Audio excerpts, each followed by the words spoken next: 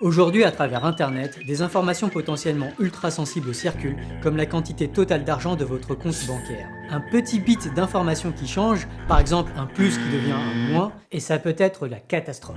Or, qui dit transfert d'informations ou stockage à long terme, dit risque d'erreur de copie, y compris pour les machines les plus fiables. Comment certifier que l'information n'a pas été corrompue avec une erreur, et est-ce qu'il nous faut constamment revérifier toutes nos bases de données? Fort heureusement, grâce aux empreintes cryptographiques, la réponse est non. Aujourd'hui, on parle de hachage. Le principe du hachage est très simple. On a des données potentiellement très longues et très compliquées et on veut calculer une sorte d'empreinte cryptographique des données.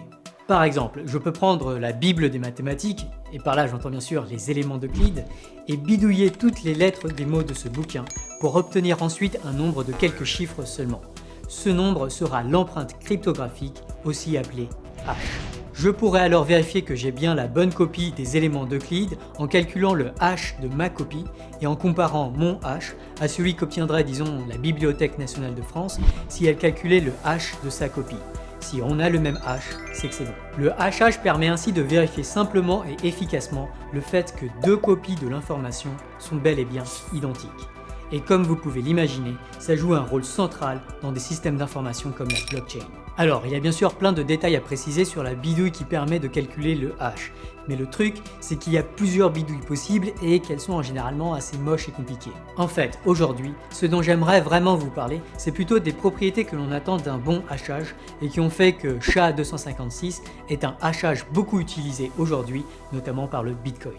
La première propriété d'un bon hachage, c'est d'être déterministe.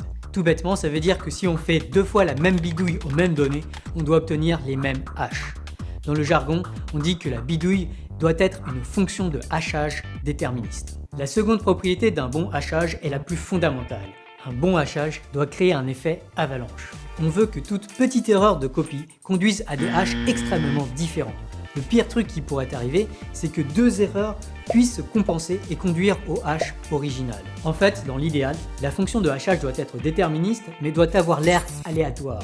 En particulier, il faut que toute modification d'un seul bit des données conduise à un hash qui semble complètement différent du hash original. Une troisième propriété importante d'un bon hachage, c'est qu'elle doit être rapide à calculer. Typiquement, il faudrait qu'il ne suffise que d'une lecture des éléments d'Euclide pour en déterminer le hash. Et ça, c'est par opposition à la quatrième propriété d'un bon hachage, qui est le fait d'être une fonction à sens unique. On a vu que calculer le hash d'une donnée doit être très rapide, mais on veut aussi qu'étant donné un hash, calculer les données qui ont ce hash soit un problème en gros impossible.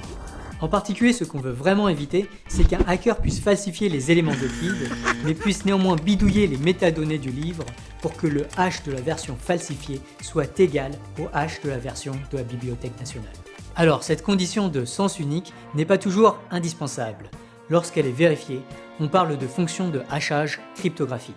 Enfin, la cinquième et dernière propriété d'un bon hachage est la résistance aux collisions. Ça veut dire qu'il devrait être très improbable que deux données prises au hasard aient le même hash.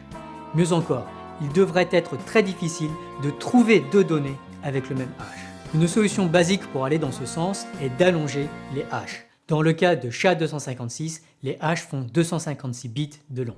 Le nombre maximal de hashes possible de SHA-256 est alors 2 puissance 256. Et fort heureusement, ce nombre est vraiment gigantesque, ce qui rend les collisions très peu probables.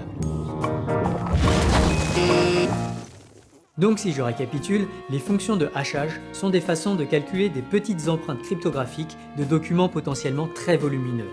Voilà qui permet de vérifier rapidement et efficacement que plusieurs copies de ces documents sont parfaitement identiques. Mais pour que tout se passe vraiment bien, il y a toutefois quelques propriétés importantes que la fonction de hachage doit vérifier, à savoir le déterminisme, l'effet avalanche, la vitesse de calcul, la propriété de sens unique et la résistance aux collisions.